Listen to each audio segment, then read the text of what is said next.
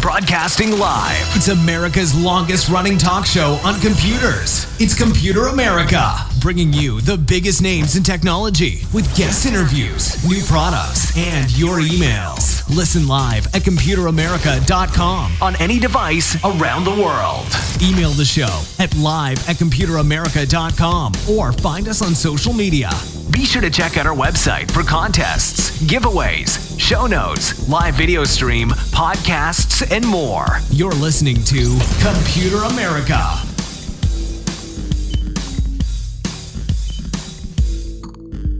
Hello and welcome into the Computer America Show. We are the nation's longest running, nationally syndicated radio talk show on computers and technology. Thank you for joining us. I'm your host, Ben Crossman, and happy Friday, everyone. And hopefully you are having a wonderful day. Let's see what's going on. I believe there's a movie coming out. We may go see it ourselves here at the house. The new Venom movie, I think Venom.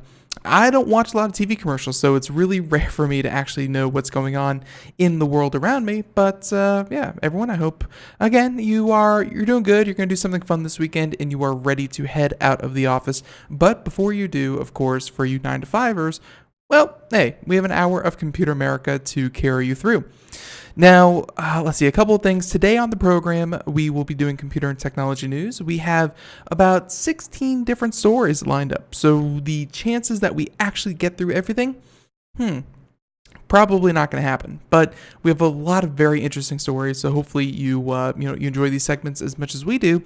And so if you want to know anything about today's show, we will include it in the show notes. If you are busy, if your hands are tied, don't worry about it. We have it available at computeramerica.com. And there you'll also find articles, reviews, things like that, as well as past show notes and archives of every single show that we do here on the program.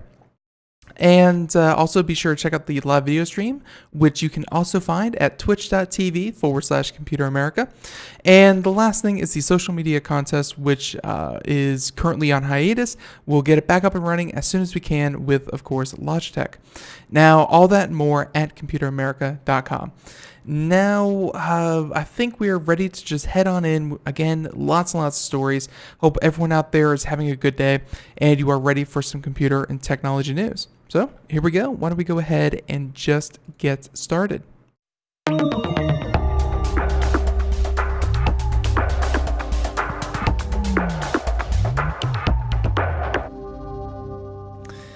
Now, there we go. I always enjoy that tone. But let's get things kicked off here. Something fun, something that isn't strictly technology, but I saw this story. I'm sure many of you out there did as well.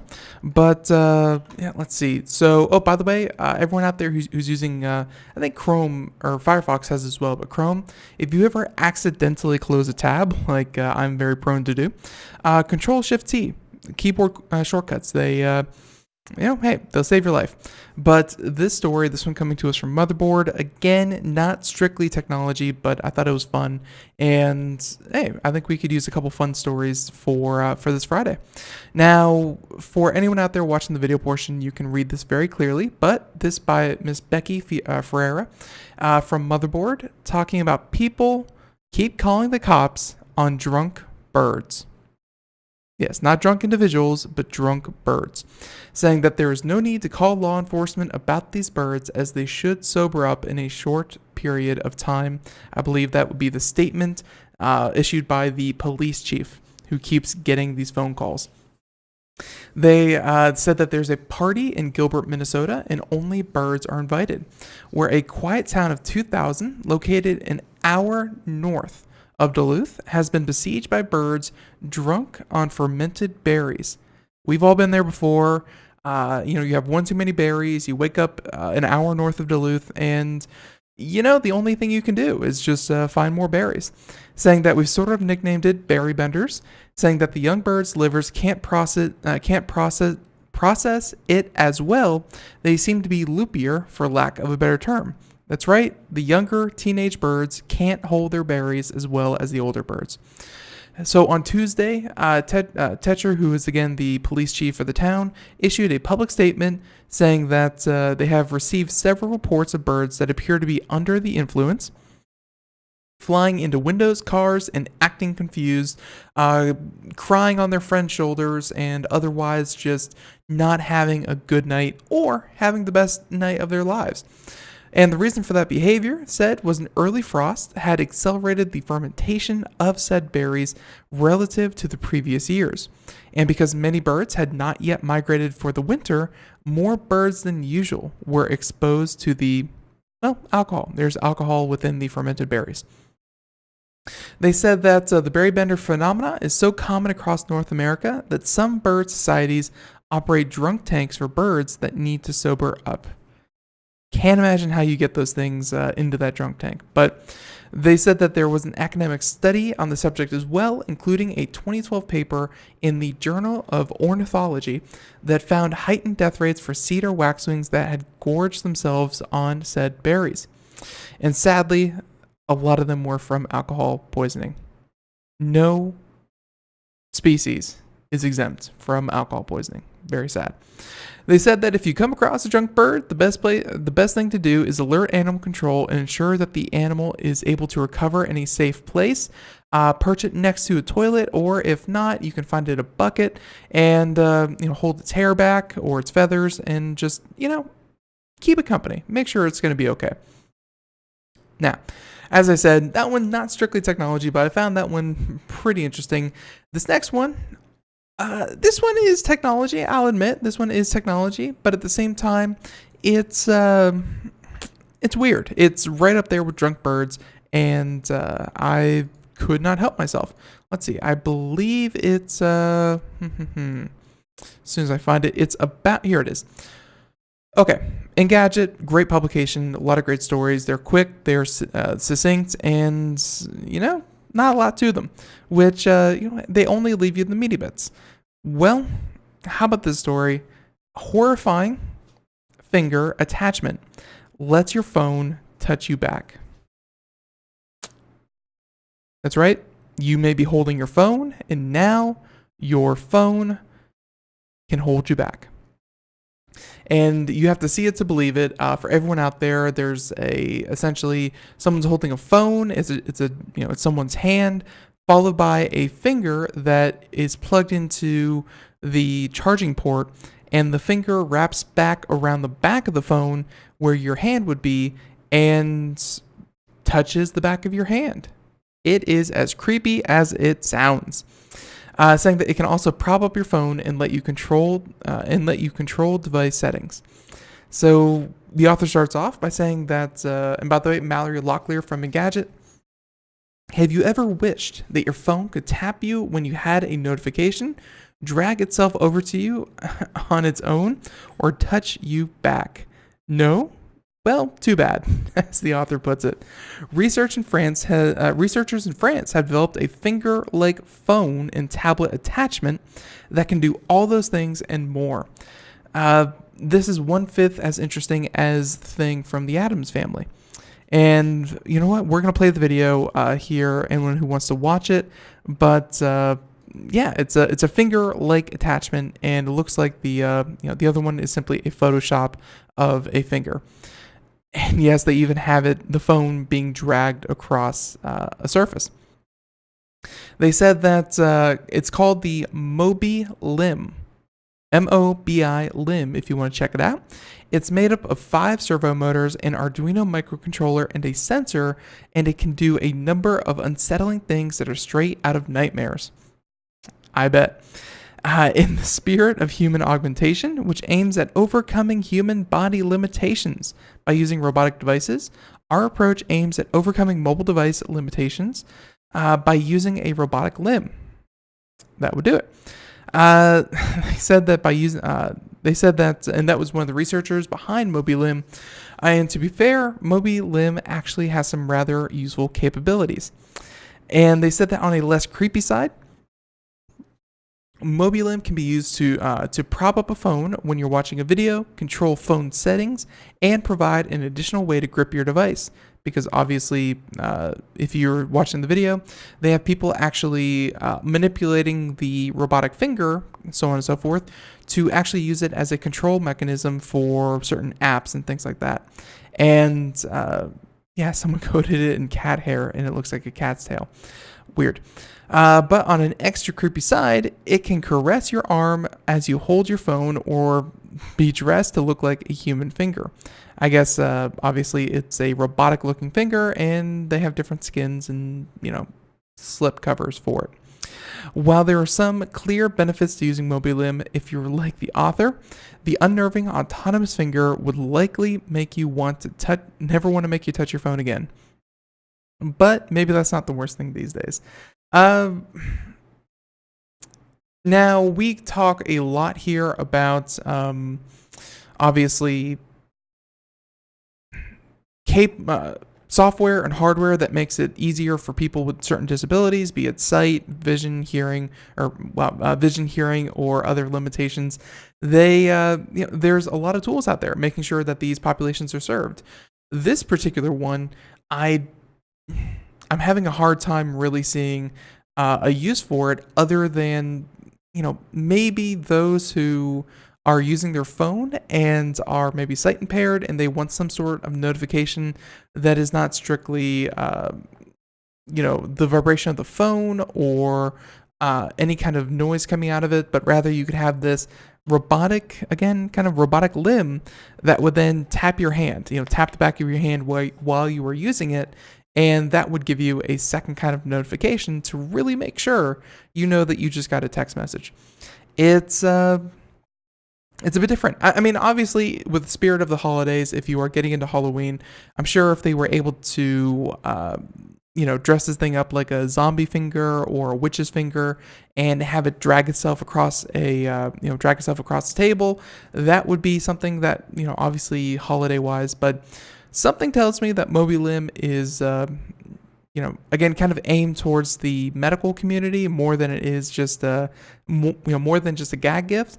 So it would probably be a pretty expensive, kind of gag to do.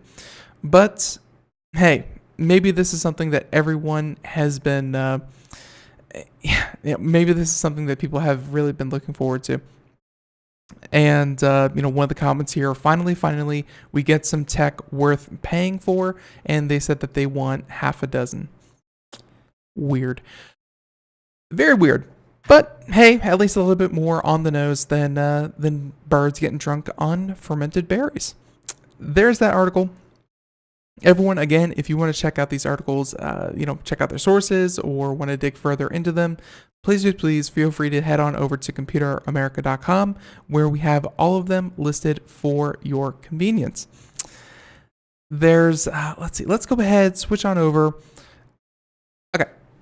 Those are fun stories. Hopefully they make you, either feel uncomfortable or laugh or whatever feeling you're going to get, because we're going to head into an article that we've been following for quite a while now. It's the idea of the right to repair and Apple's stance on it. And Apple has been very unfriendly to the idea that you should be able to work on your own device, and the idea of a closed ecosystem that Apple has been pushing, the walled garden, they just took another step even beyond that. Now, I myself have worked on my iPhone. I've violated all of the sacred pacts that I made with Apple when I purchased my iPhone, because, sometimes your phone gets cracked. Sometimes your phone gets water damaged. These different things happen, and you look at yourself and say, you know what? I'm as good as anyone who's going to work on my phone. I'm as smart, as capable, and have access to YouTube just like they do. So you go online, you buy your $15 worth of, smartphone repair toolkit tools, and you crack the thing open. You start to tinker, you start to work inside of it, you follow the YouTube video as best you can, and lo and behold, you're able to fix your iPhone screen. To anyone who has not done it before, it's actually pretty simple. If if it's your first time, it might take you an hour. If you do it repeatedly, it might take you 10, 15 minutes, but you do save yourself a couple of $100 and a couple of days without your smartphone, which can be very crucial time. All that and more just from being able to work on your own device that you paid for. It's your device. You paid $1,000 for this stupid phone. Shouldn't you have the right to work on it as you see fit? And that's an idea that Apple is not keen on. And this article coming out from Motherboard, this is Apple's new stance on the subject. Jason Kobler. Apple's new proprietary software locks kill independent repair. I'm sorry, I put the accents on the wrong kind of words there. Apple's new proprietary software locks kill independent repair on new MacBook Pros, and MacBook Pros today, iPhones tomorrow. Again, Apple is very keen on not letting unlicensed, unapproved, or kind of secondhand hardware into their devices, because they say it's quality control, it's cybersecurity kind of deal, but also don't forget that this kind of locking down of the system does make Apple a pretty penny. So not exactly unbiased. Now, this again from Motherboard. Apple has introduced software locks that will effectively prevent independent and third-party repair on 2018 MacBook Pro computers, and that's according to internal Apple documents obtained by Motherboard. The new system will render the computer inoperative, so won't work, unless a proprietary Apple, quote-unquote, system configuration, end quote, software is running after the parts of the system are replaced. And according to the document, which was distributed to Apple's authorized service providers late last month, this policy will apply to all Apple computers with the T2 security chip, which was present in the 2018 MacBook Pros as well as the iMac Pros. A lot to break down there. And we're going to get into this article, which is actually pretty all-inclusive. We definitely recommend you go check it out, but at the same time, it does get into what we were talking about, the idea before about the right to repair. Whose device is it really? Do end users have the right to tinker with their devices if they're running on newer software? Because obviously the software and more is something that is continuously updated and continuously serviced. So do you really own your device outright if you're still receiving updates for these devices? That's really at the heart of it. And when they said that, let's see. So a couple things here. And as I understand, let's see, they actually have it listed here. If you replace in the new MacBook Pro any of the following parts: the display assembly, the logic board, the top case, which includes the keyboard, touchpad, or the internal housing, and the Touch ID board. If you repair any of those, replace any of those, which would be the repair, on iMac Pros, it will kick in if the logic board or flash storage are replaced. The computer will only begin to function again after Apple or a member of one of Apple's authorization service providers repair program run a diagnostic software called the Apple Service Toolkit 2. This means if you take it upon yourself to replace your iMac Pro, your MacBook Pro keyboard, because for some reason it got damaged and you feel like doing it at home. You take it apart, you do the repair, everything works fine. It won't work at all unless you have access to that special software that, I guess, flips that software switch and says everything checks out. This is an authorized replacement part. This is an authorized repair by an Apple authorized service provider. And okay, you can start working now. This does not affect people who send their devices in to be repaired by Apple or Apple approved reps. This does affect anyone who maybe runs a repair shop and does not want to pay, Apple's exorbitant fees to be a quote-unquote licensed service provider. This affects anyone who wants to do home repairs or self-repairs. Anyone who does not have access to this Apple Service Toolkit 2, which is, again, only for repair people. Let's see. They say that, quote, for Macs with the Apple T2 chip, the repair process is not complete for certain parts replacements until the AST2 system configuration suite has been run. Failure to perform this step will result in an inoperative system and an incomplete repair. That is the part that is going to stick in a lot of people's craws.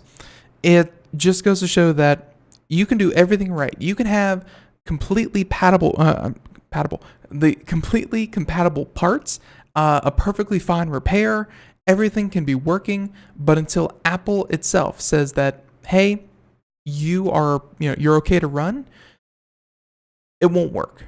This cuts out everyone who wants a self-repair. And again, boils down to the idea of the right to repair. That you own this device, but do you really own all the services associated within the device? Again, the reasons against this, if you didn't catch them before, the first one is, of course, they want a certain level of system quality. They don't want just anyone going in there and doing this. Another reason, which I think is probably the best, but still not good enough to, take away the individual's rights to tinker with their own devices, but the best argument for this has to do with security. So take an iPhone, for example. If Apple were to do something similar, which they certainly do, someone could install a third-party, completely hackable or completely open, not secure. Let's say they replace the touchscreen, or they replace the camera so that it will accept any face for the Face ID system. You can install third-party hardware that would make it much less secure than if you used Apple-approved parts. That's their argument. They don't want people to be able to swap out parts as they see fit so that they can hack into Apple devices very, very simply. There's an argument to be had there, and that's certainly okay. But you are giving up the ultimate right that, hey, even though you own this device, even though you've spent $1,400, that does not mean that you own it. Or actually, this is, in this case, we're talking about the MacBook Pro. Hey, if you spent $4,000 on your computer, shouldn't you have the right to, replace something yourself, work on it how you see fit? Not the case whatsoever. Now, let's see. So they said that this repair model is similar to one used by John Deere, yes, the tractor company, who often prevents owners from repairing their own tractors or cars without specific diagnostic codes or software that allow a replacement part to connect with the rest of the device. And they said that Apple took a similar tack with the Touch ID on recent iPhones, where the Touch ID feature would not work with replacement home buttons until it went through a so-called Horizon machine, which Apple uses to remap a new Touch ID with the old interface. One last time, it's a security issue, so they argue.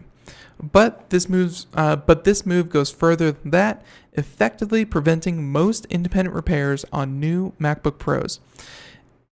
And to be clear, the MacBook Pro, that's their newest updated hardware.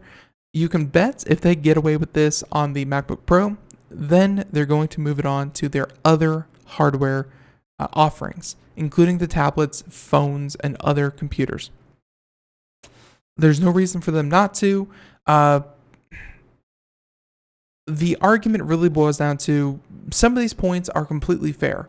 The security and the quality standard and that kind of thing really makes a lot of sense, but it's tainted with the idea that Apple stands to make so much money because every repair, every hardware part that comes through that has to be approved and has to be licensed by Apple gets a large kickback, I guess, from each one of these repairs, each one of these replacement parts. And regardless of what Apple says is best for the consumer, this practice is clearly best for Apple. And I'm not so sure it's best for the consumer.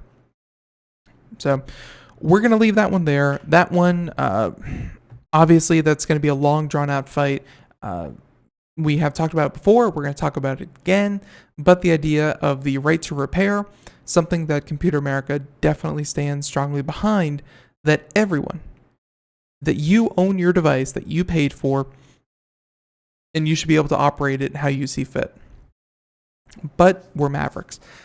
Now, obviously, great reporting by Motherboard, and glad that they picked that one up. Let's talk about. Let's talk about. All right, so we just talked about Apple and how they're going to close down repairing, but let's give Apple some good publicity as well. This has to do with something that we actually talked at length. One particular show, I'm sure if anyone out there was interested, we did a show entirely about coding and things like that, where if you wanted to get into a tech job, because so many tech jobs out there, everything from cybersecurity to coding to graphic design, a lot of them are very much in demand. But getting your start doesn't have to involve going to a university and spending a lot of money. If you are motivated, if you are very, very, very interested in getting started in this industry, there are ways to do that. There are ways to get your feet wet and get an entry-level position for free. And this is just another part to that. And this has to do with the European Union, but Apple will offer over 2,000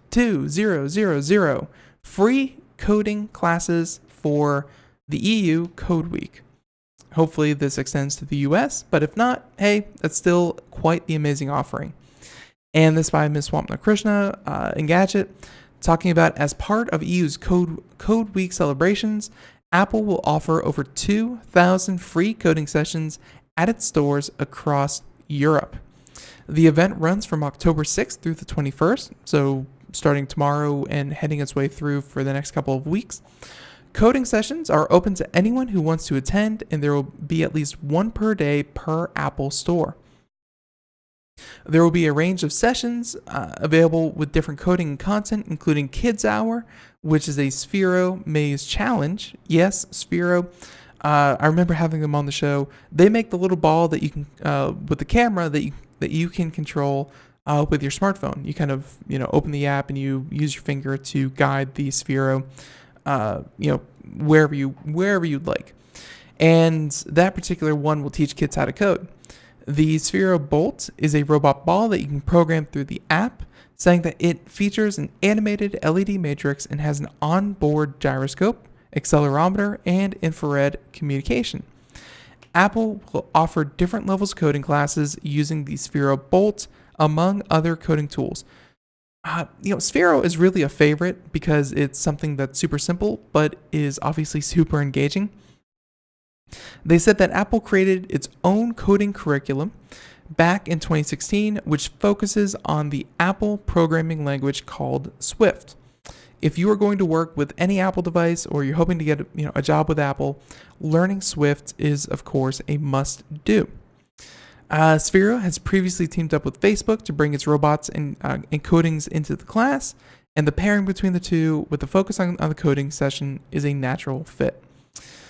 Let's see, and this is a quote by Tim Cook, Apple CEO, said that coding is a critical skill that gives people of all ages a chance to create and share their ideas with the world. Apple has long believed coding is the language of the future, and we've created a range of tools to make it fun and accessible for everyone. We're thrilled to offer thousands of sessions in Apple stores for EU Code Week, and we can't wait to share our love for coding with young people and educators across Europe. So, yep, across Europe, not in the US, but still very, very cool of them, and happening within Apple stores. And let's face it, I mean, even if where's the benefit for Apple in this? Even if you don't go in and buy a tablet or a smartphone or a Sphero right there on the spot, just getting you into their store, getting you familiar, and hey, getting Apple's name out there is definitely worth the effort. But I thought that was cool, and certainly applaud Apple. I think more and more companies should be offering free lessons and education like that. Everyone, music means we're going to take a break. We'll be right back. More computer and technology news right after this. Everyone, stay tuned. Greece is cheap. But the airfare costs a fortune. Paris? Not much closer, and again, airfare... What about Puerto Vallarta? Let's face it, flying anywhere is just too expensive. Wait, what's this? Low-cost airlines. With one call to low-cost airlines, you'll drastically slash your travel costs. We're talking insanely low airline prices to any of your favorite destinations. Where would you like to go? London, Rome, Costa Rica, Australia? Wow, that's cheap. So why wait? Call now to learn how crazy cheap it is to fly anywhere in the U.S. or international. Our prices are so low, we can't publish them. The only way to get them is to call to instantly hear the most amazing best deals on airline travel. It's that easy. So call now and start packing. 800-215-4461. 800-215-4461. 800-215-4461. That's 800-215-4461. We are all Brother Wolf. 10 years ago, a group of locals banded together to create positive change. We took animals into our homes, held adoption events at local retailers, and talked to the community about our mission to help build a no-kill Asheville. A decade later, we have achieved so many victories for animals in need. There's been so much progress, yet there's still so much to do. As part of our year-long celebration, we encourage you to become a member of our special Compassionate Circle program. With a monthly donation of $10 or more, you will have behind-the-scenes access to the work we are doing at Brother Wolf. Our goal is to reach 1,000 members because we receive no government funding. Working together, we can help build and sustain no-kill communities. Learn more at compassionatecircle.bwar.org. We are a 501c3 tax-deductible organization.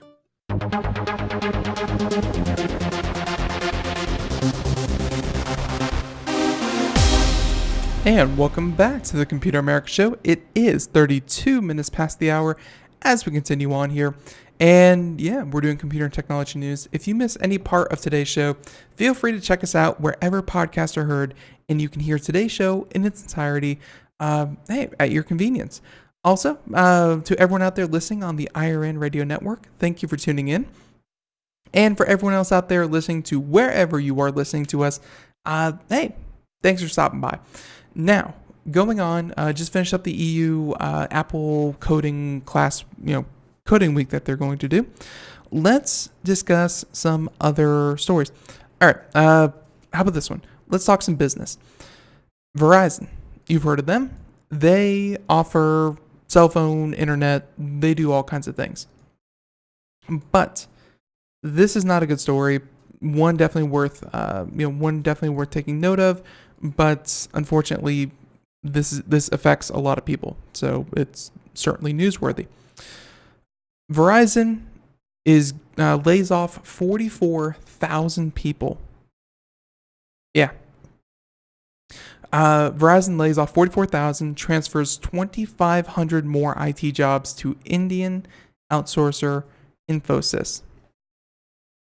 Not good. They said that earlier this week, Verizon confirmed that it offered a voluntary severance package to about 44,000 employees that will transfer, that it will transfer over 2,500 IT staff. Some rumors suggest the figure will be closer to 5,000 employees. And they said that to the India-based Infosys as part of a $700 million outsourcing deal. The layoffs and transfers will impact more than 30% of the 153,000 employee workforce. And they said that as of the end of June, and are part of a 4-year plan to save the largest U.S. cellular carrier $10 billion by 2021. Ladies and gentlemen, this is why it's not about Verizon, Sprint, T-Mobile, whatever. It's not about picking a side and saying, this is my favorite. Every one of these is a company. And they have the only allegiance that they really have, the only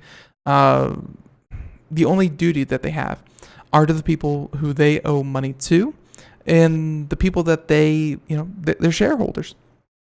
Their employees are a cost and everything else is negotiable. So, hey, saying that Verizon is good or bad in this one, that's not even the point. It's that they are a business and this is something that they feel is best within their interest. Verizon severance package mostly targets longtime employees with more than 30 years at the company. That's right. They aren't just laying off the new seasonal workers or, line installers or 5G IT jobs. No, these are people who have been with the company for more than 30 years. And is also more generous than its last round of buyouts 13 years ago, giving employees 3 weeks of pay for every year worked at the company, capped at 60 weeks. So, yeah, if you've been with the company 20 plus years, you're getting 60 weeks, so about a year to find another job. However, the severance offer excludes employees who are being rebadged to Infosys and offered a 1-year retainer at the Indian company, most likely to train their replacements. How generous. Verizon's decision to trim 1/3 of its workforce before the start of the holiday season is both sad and short-sighted, and this is Atherton's researchers' take, something that will come back to haunt it. But with a total debt of more than $114 billion, the carrier has limited flexibility to reach a healthy balance sheet while investing billions in capital expenditures. To deploy the next 5G ultra-wideband network and 5G broadband internet service and pay higher dividends to shareholders. The 3 pillars, which are debt reduction, capital expenditure, and dividends, of the company strategy under the new CEO, Hans Vestberg. So, obviously, it gets a bit more into the kind of business side of it, including saying that in the June quarter, Verizon paid a total of $2.4 billion in dividends. And that just goes to show that, they're looking to save $10 billion they're looking to save about $10 billion in 3 to 4 years, but then they're willing to spend on stock buybacks on dividends, $2.4 billion. You got to make the right people happy. That's obvious. And these 44,000 on top of the 2,500 to 5,000, those are not the right people you have to make happy. So there you go. Verizon, not the best look, but hey, had a report on it. Now, again, business to business. Why don't we go ahead and talk about Samsung, their record profits, and then on top of that, we'll talk about the new Samsung's TV, which odds are anyone listening to this, you probably will not get this television because it is insane. But we can go ahead, start with the business side, and yeah, Samsung projects record high profit for the third quarter of 2018. Good stuff. Saying that Samsung's chip division is still the star of the company. And man, I know that other currency is other currency, and numbers really don't mean anything. It's all It's all kind of equalized, but these numbers are pretty darn cool. They said that obviously the company said it estimates its consolidated operating profit to reach 17.5 trillion Korean won, or about 15.5 billion US dollars, and its consolidated sales to reach about 65 trillion, which is about 57 billion dollars, which is around 20% more than the 14.53 trillion Korean profit it posted for the second quarter, and a record high for the company. That's right. They said that Samsung will reveal more details, including how each of its divisions performed, but by the end of the month in its complete earnings report. While the chip division continues to do well, it remains to be seen if the company can reach even bigger numbers in the coming months. Chip prices are plummeting, and its upcoming foldable phones might not make a huge difference for its mobile business. But suffice to say that the reason Samsung is doing so well is not because people are buying Samsung branded products. It's not even, we're about to talk about an 85-inch television. It's not because people are out there buying 85-inch TVs. It's not because people are buying, Samsung branded smartphones, which they are, and they're doing okay, even though they aren't meeting projections. But it's because Samsung has the production line to make all of these super intricate and technically difficult chips, screens, and other things that are licensed and bought and paid for by other companies. I mean, take the iPhone, for instance, the larger iPhone X Max or XS Max or whatever the heck it's called. The screens are made by Samsung. Apple does not make those. It really goes to show that even though Samsung may not be the number one in consumers' mind, the products that they do make are the number one in the industry. So very, very cool, and good to see Samsung doing well, which means that we have articles such as this, and you just say, these are the products of a mad company. Samsung's obscenely expensive 85-inch, yes, 85-inch, 8K, not 4K, 8K TV ships later this month. Yes, and of course it's sports. It's QLED technology. And this thing is crazy. $15,000. The article doesn't beat around the bush. This again from Ars Technica. $15,000 will get you one of the first 8K TVs in the US market. And of course, saying that if only there were something that you could watch in 8K resolution. The Samsung Q900R 8K television will arrive the week of October 28th, according to a recent announcement, saying that it measures 85 inches. And of course, there are, the smaller, more pedestrian, the more pedantic offerings of 65-inch and a 75-inch options are expected as well. In some respects, the QLED set resembles the company's current 4K flagship, the positively reviewed Q9F. So this is the Q900R, and then their current flagship is the Q9F. It has the big ticket Samsung bells and whistles, like ambient mode, which lets you input a photo to make your TV show an image that makes it blend into the wall behind it. Pretty interesting. But according to Samsung, you don't need native 8K content to enjoy the TV, much like companies out there that, if you have a 4K TV, but you are watching, let's say, a 720p, 1080p, whatever resolution you're watching on, televisions with 4K and 8K technology will simply upscale. They'll multiply certain pixels. They'll determine that this will look better with this. And essentially, it uses some pretty sophisticated technology so that if you're watching a 1080p, there won't be giant black bars. it will simply look like a larger image or a more appropriate image for your screen. It's pretty cool.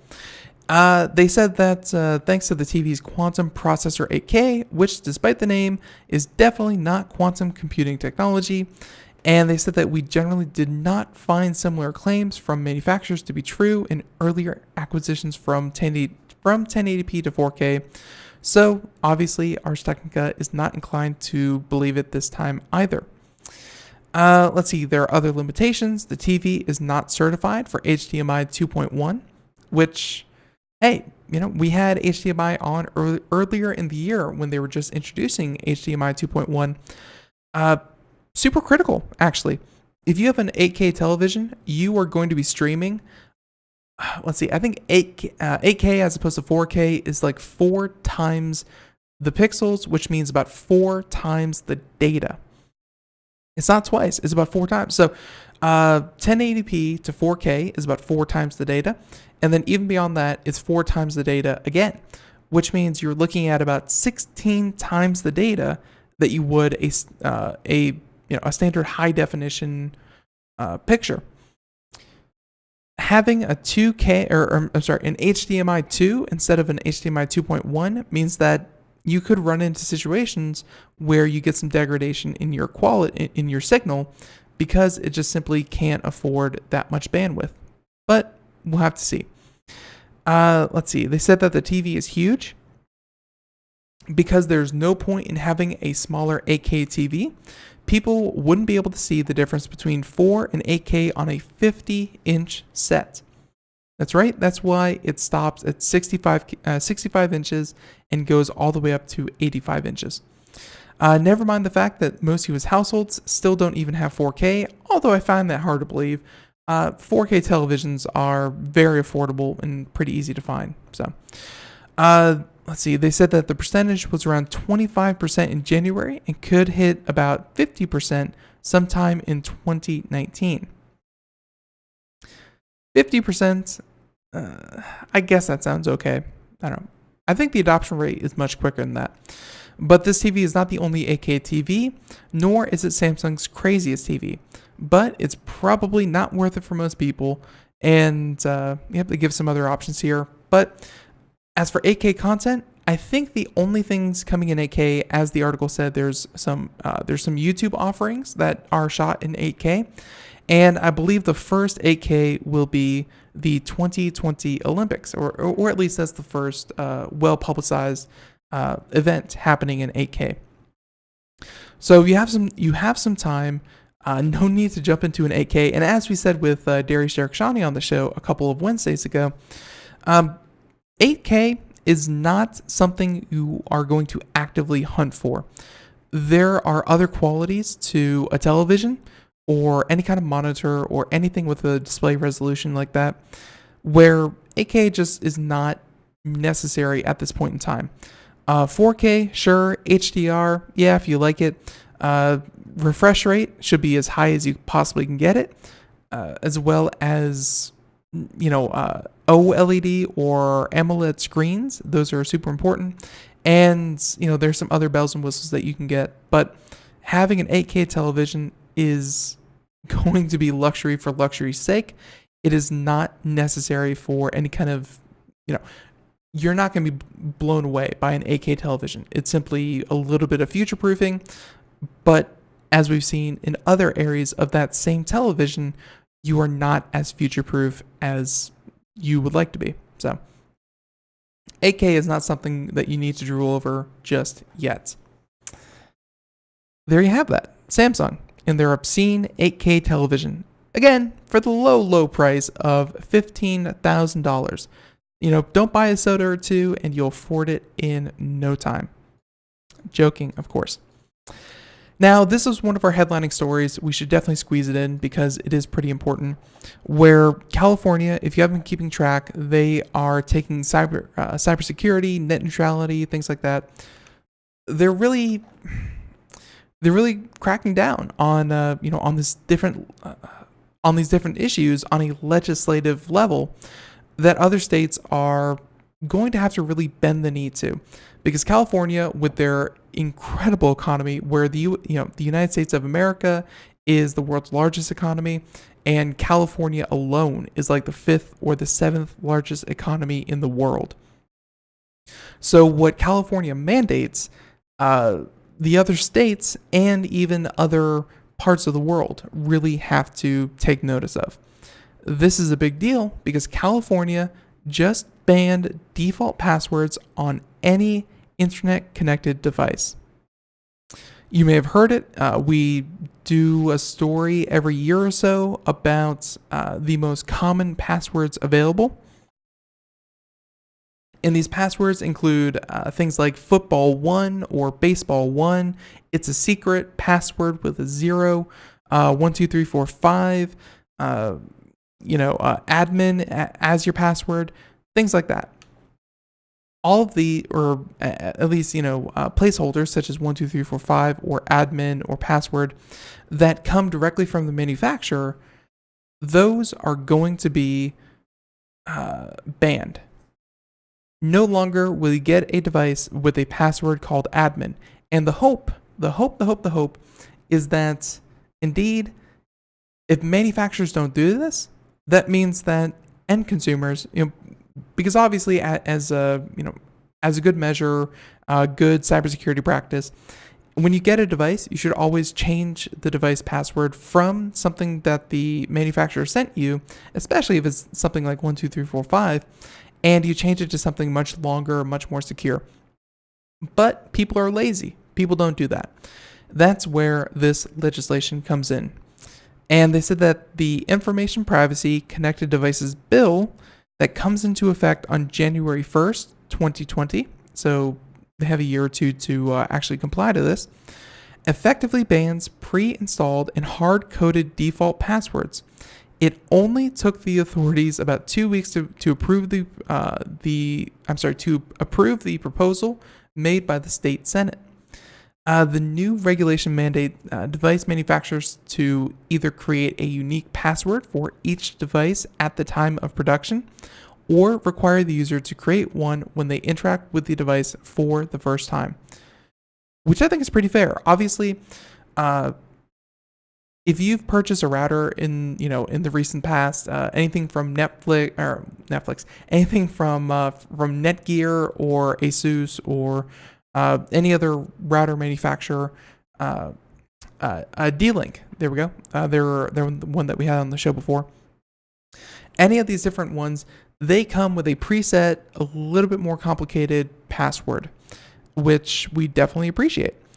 But if companies find that to be an undue burden, looking at you Chinese manufacturing companies, if they find that to be too much of a burden, then they can simply leave it blank, but have the software prompt the end user to create a complicated password on their own rules. Admittedly, if they go the second route, some of those will change their password back to admin, or something stupidly simple. But it gives them the opportunity to do the right thing and actually create something that will protect them, that will actually be safe. Instead of having so many, and again, this isn't just routers, even though that's what I've been mentioning, this is any internet-connected device, be it a camera or, anything like camera, a doorbell, connected doorbell, router, anything like that will be subject to this new law. Again, sold in California. Saying that, and they said that the law is clearly aimed at stopping the spread of botnets made up of compromised network devices, such as routers, smart switches, or even security cameras and other IoT equipment. Malicious software could often take control of them by trying easy-to-guess or publicly disclose default login credentials. It's not entirely clear yet as to how the new regulation will affect the legacy industry from the 1980s and 90s, where passwords are either hard-coded or next to impossible to change. I'm sure that there will probably be an exception for past devices because it's hard to go out and change those. But as a going forward basis, that's what you really need to watch out for. Because year over year, I think like like every year, there's a billion new internet connected devices, and that's only projected to increase. So obviously, you would like all of the devices sold up until this point to have strong, secure passwords, and people are going to do that. But that's not the world we live in. In reality, you can protect future devices, and hey, if you better secure 1 to 2 to 3 billion devices a year, that's good legislation. So kudos to California. Everyone out there, if you're listening and you know who you are, if your password is admin, please change it, because they have programs that will crack that in a matter of seconds, and that's not good. Now, let's see. There's that one. Time for just one more story. A lot of different ways that we could take this. Why don't we discuss? All right. Why don't we just discuss this one? Bose, you know them. They make speakers. They make headphones. Recently, they've been having a lot of success with their first wireless offering, but Bose and sound come really hand in hand. How about this though? Instead of just for those who want to listen to music or watch a movie in isolation or anything like that, what about those who want to, instead of closing the world off around them, what if Bose helps you hear the world around you better? And this is a new, kind of a new tactic that Bose is exploring, but something that I think everyone should really set up and take notice of, where they just got their first approval by the FDA, the Food and Drug Administration, where they approved the audio technology company as a new maker of hearing aid devices. They said that they dubbed the Bose hearing aid is it's designed to let people with audio impairments fit, program, and control the hearing aid without the help or assistance of a healthcare provider. Obviously, if you need a hearing aid, well, wouldn't it be nice to just be able to buy one, put it in yourself, and tune it, all with the help of simply software that's available through it. And of course, as they said, through a connected mobile app, they will be able to control everything about it themselves. Let's see. They said that, and they have a quote here from a doctor saying that today's marketing authorization provides certain patients with access to a new hearing aid that provides them with direct control over the fit and functionality of the device. The FDA is committed to ensuring that the individuals with hearing loss have options for taking an active role in their healthcare.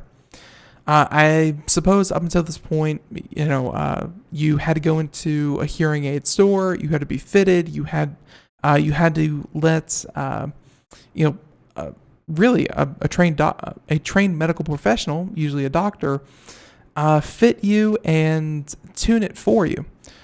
But I think giving people the option to do it themselves, again, great. They said that before approving the device for marketing, the FDA says it reviewed data from clinical trials of 125 patients. Pretty good sample size, not too large, but pretty good. Those studies showed comparable results to those with professionally fitted devices. Obviously, if you can control this thing with your phone, you know better than anyone what sounds better, what sounds worse. They said that in addition, when participants self-fit the Bose hearing aid, they generally preferred those hearing aid settings over the professionally selected setting. Bose is not the first company to try this. They had other ones such as New Hera, which had earbuds, but hey, I guess Bose is going to give it a try themselves. It's not clear what the device will look like, or if the Bose headphones, currently marketed as conversation-enhancing headphones, will simply be remarketed as a hearing aid. I really doubt that Bose hearphones are going to be, the new hearing aids, because let's see, if I'm not mistaken, these things are pretty bulky when it comes to, actually being something that you would, walk around wearing wearing day to day. Yeah, they're kind of like earbuds, and they have a thing that fits around your neck to hold them. But I would be surprised if they didn't just come out with a whole new product. But at any rate, they said that Bose has been, they had a statement saying Bose is very good with audio, so this was a natural fit to start talking about hearing aids. Everyone, that music means that we're done. This hour flew on by. I want to thank everyone for tuning in, everyone for listening, and hey, I hope that you had a great time. Next week, we have a whole new lineup of guests as, we're still getting it finalized, but it should be a very, very good week. Catch us here at Computer America, Monday through Friday, 4 p.m. to 5 p.m. Eastern, as we have guest interviews and more here on Computer America. If you missed any part of today's show, check us out, computeramerica.com, for podcasts, videos, archives, and more. And as I said, everyone, have a great Friday, have a great weekend, do something fun. We'll let you know how the new movie is, and in the meantime, be safe, be good, and hey, catch you here later. Bye, everyone.